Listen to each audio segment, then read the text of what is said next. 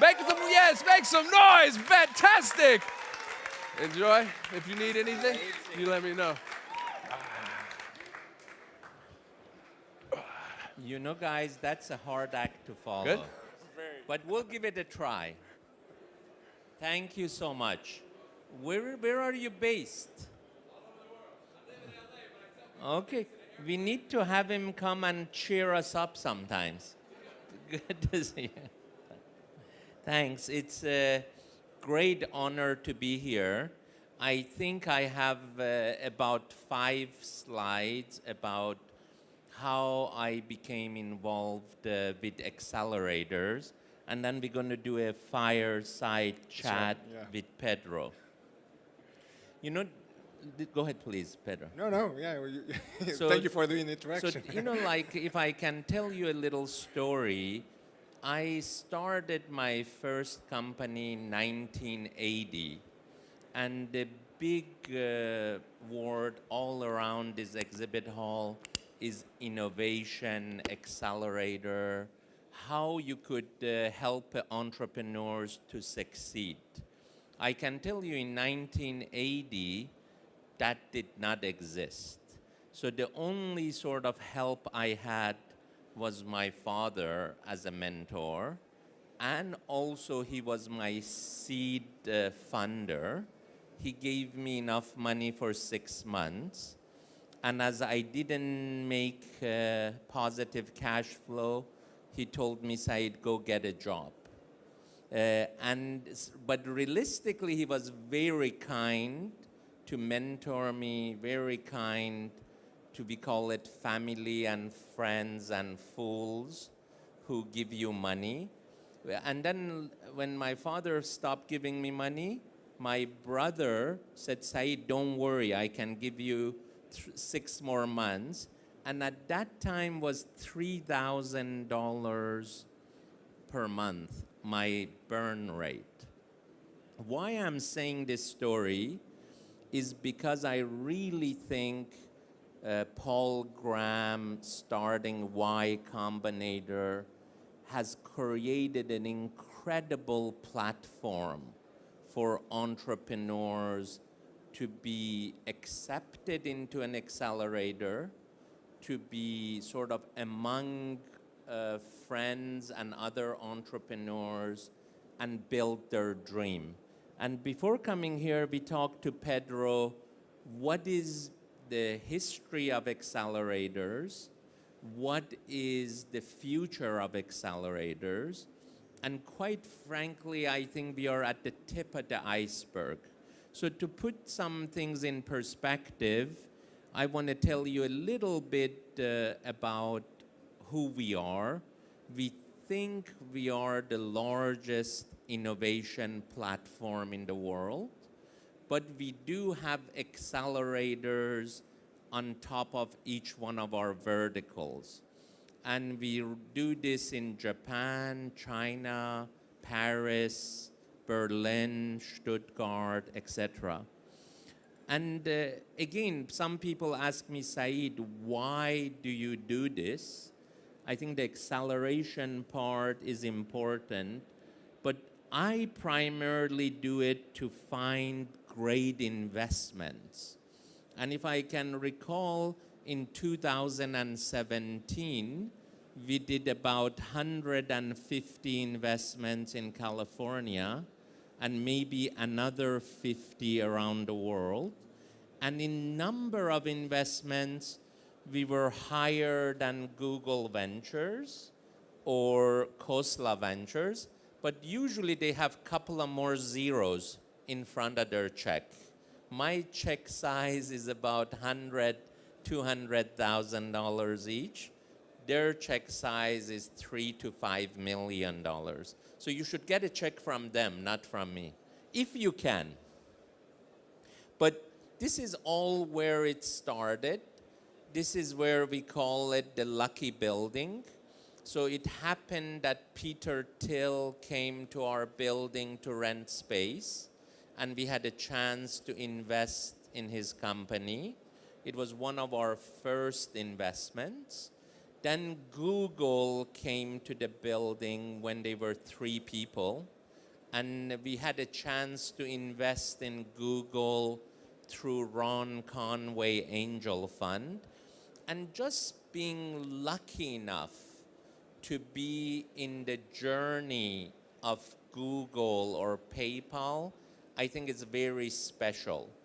This gentleman on the phone, Omid Kordestani, they tell him he's the founder of Google's business model, operation, execution, and he took a company from 0 to $10 billion faster than anybody in the world. And then Danger, some of you may not recognize, but Andy Rubin, in my opinion, did the first smartphone that would flip open, Sidekick. And then we gave him his first $400,000 seed money. We sold Danger to Microsoft for $500 million, and it was not a major success compared to what Apple is doing now, Android is doing now, or Samsung is doing. But nevertheless, this is where my journey got started. Originally, I used to invest in 5, 6 investments per year. And in the first 10 years, if you combine my investments, it was about $10 million. And we got a return of 25x because of PayPal, because of Google. Nowadays, I run the biggest ecosystem in the world with about 250 corporations in 14 different verticals. And if I am successful in insurance, I want to find the Uber of the insurance business. In banking, I like to find the Airbnb of the banking business. And if you say these are 3 of my portfolio companies, I met Drew and Arash at Y Combinator. We did the seed round investment with Sequoia, and it was one of our best investments ever. Lending Club, I met Renaud and Joaquin when they were 2 people. When the peer-to-peer lending, I didn't even understand what it was. But 6 years later, it went public at $6 billion valuation. And something closer to Paris, N26, we accelerated at Axel Springer Plug and Play.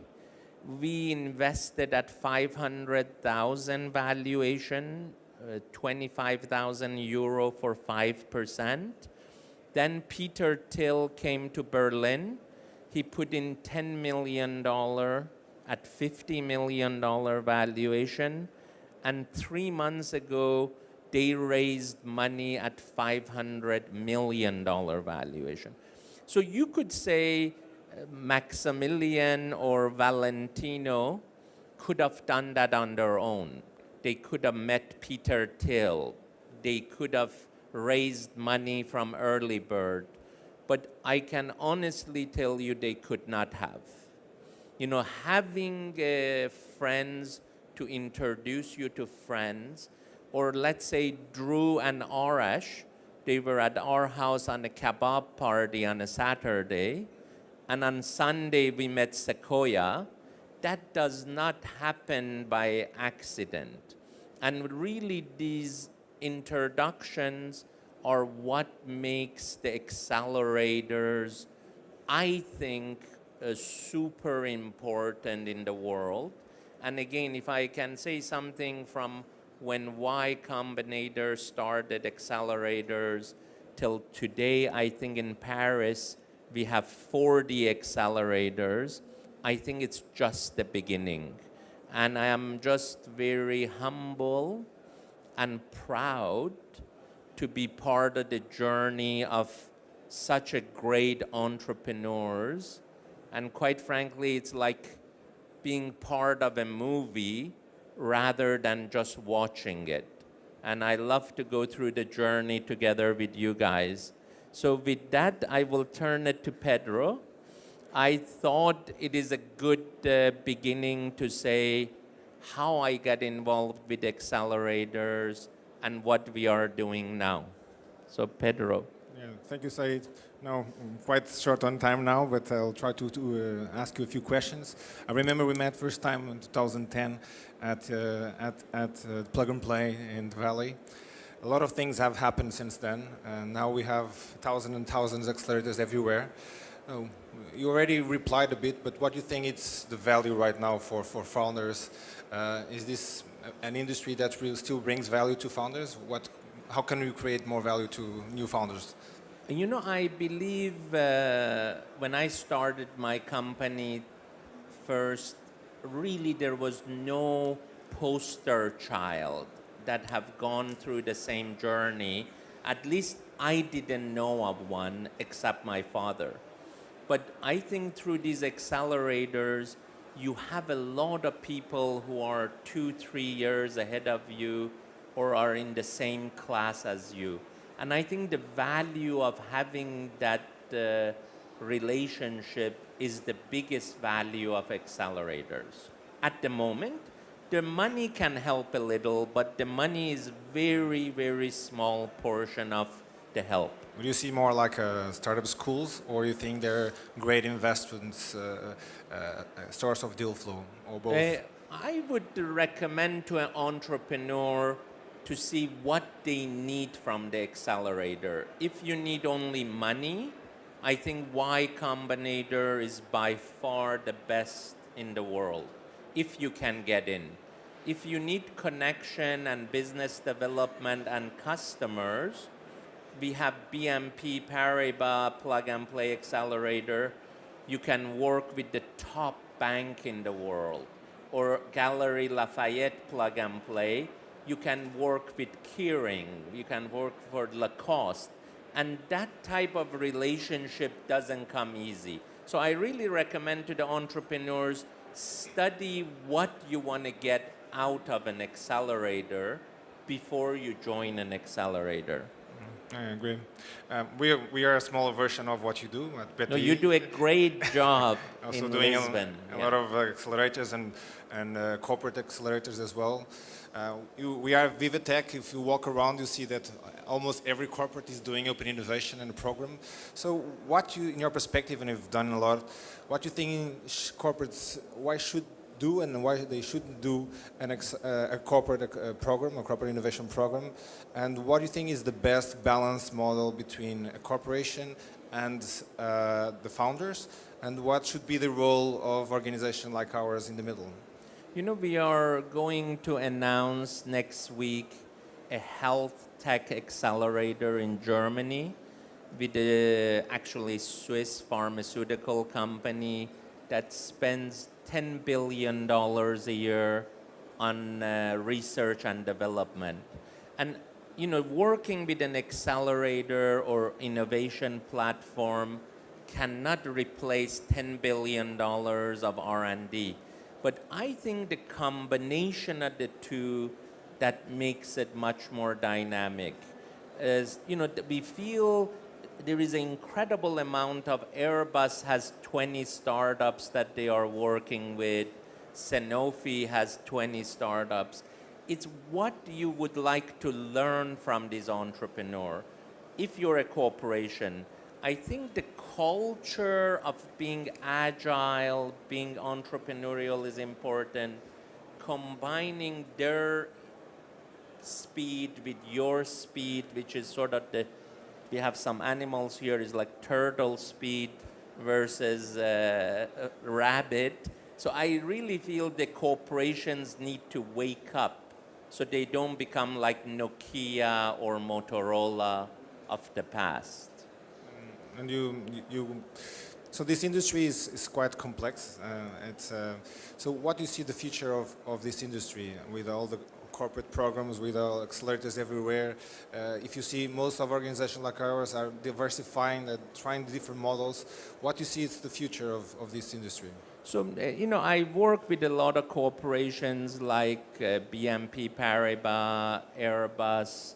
I think it's something to be innovative in your own industry, but quite frankly, Uber did not come from the car industry or from taxi industry. So you have to always say what is going to be disruptive for your industry. And that is the future or the companies that I am looking for. Okay, so we are over time, but maybe I'll try to ask one question from the audience. So, I hope it's a tough question. yeah, a lot of them are around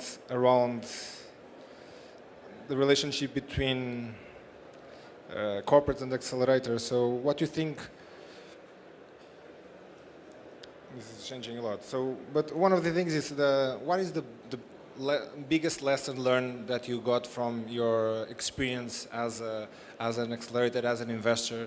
But if you try to summarize your life experience in everything you did, what would be a good advice to founders and corporates? Number one, I think the most important thing in life is the people you work with and the relationships you have.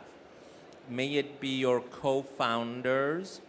It's more important than marriage because there is no sex involved. So you need to, sometimes at least. So you really have to enjoy the relationship for many years.